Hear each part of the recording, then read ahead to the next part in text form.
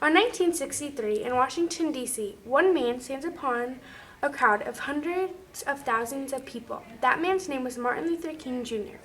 And on that day, he delivered arguably one of the best speeches in history of the fight for civil rights in America. His speech, "I Have a Dream," uncovers his hope for a society that will be truly equal. He states in his speech, "I have a dream that my 4 little children will one day live in a nation where they will not be judged by the color of their skin, but by the content of their character."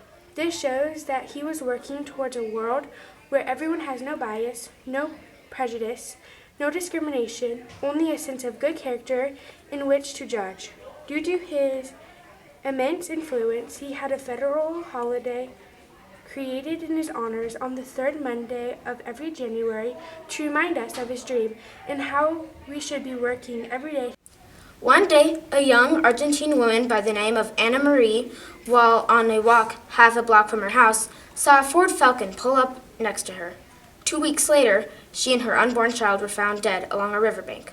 She was killed, like many thousands of other Argentines, by their own government because their political views lie away from the Argentine government. But the Argentina isn't the only one who has done this. Dozens of countries have either mistreated, abused, or killed their dwellers. Another one of these countries was East Germany. On May 8, 1996, 12 East German Army Reserve soldiers attempted to blast their way across the wall, splitting Germany in half. However, in their attempt, they were spotted by guards who immediately killed 6 of the soldiers, while the other 6 were executed soon afterwards. Totalitarian government seeks to see the limit of their citizens' freedom and will. An intelligent, wise man, Archbishop Desmond Tutu, winner of the 1984 Nobel Peace Prize, is known worldwide for being a nonviolent person. However, in his own country of South Africa, he is robbed of his basic human rights to vote, run for a political office, live in certain neighborhoods, or shop at certain stores because of the fact that he's black. We usually don't see these things in America, Canada, or other such democratic countries. We don't see people being tortured, imprisoned, or killed every day by their own governments because they do something opposing the government's beliefs or policies. Us as citizens of the U.S. rarely ever appreciate how many rights we have that are protected and backed by our own government. Most people will only appreciate the rights that they have once they have been stripped of them. You probably have heard us mention the term human rights before, yet you may not know exactly what it is.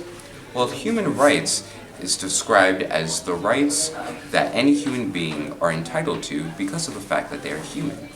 These rights are allowed to any person no matter their nationality, race, religion, political beliefs, age, gender, or sexual orientation. The rights which are granted are considered civil and political rights and include the right to life, liberty, political participation, freedom of expression, and freedom from torture and slavery. The economic, social, and cultural rights include things like the right to work, a standard of living well enough to raise a family, food, clothing, housing, medical care, and education, and the ability to enjoy the arts and scientific advancements of their governments. This seems like a simple enough list of rights, so why do we have so much discrimination? Well, to learn more, we need to delve into the history of human rights by the second group. But first, we'll go over some of the things you'll see in your test study guide. You'll see on question 3 of the test study guide, the statement above, well, one doesn't earn human rights or have to work to gain them. Human rights is something that every person is entitled to. If you are born a human, you have human rights. Human rights are also universal and apply to everyone. It is when those in high power try to control us that we may see some sort of loss in these rights that anyone should have. Question 2 of the test study guide, you will see the question above. So the question remains. What is prisoner of conscience? Well, it's defined as a person who has been arrested or detained because of their beliefs, color, ethnic origin, or religion.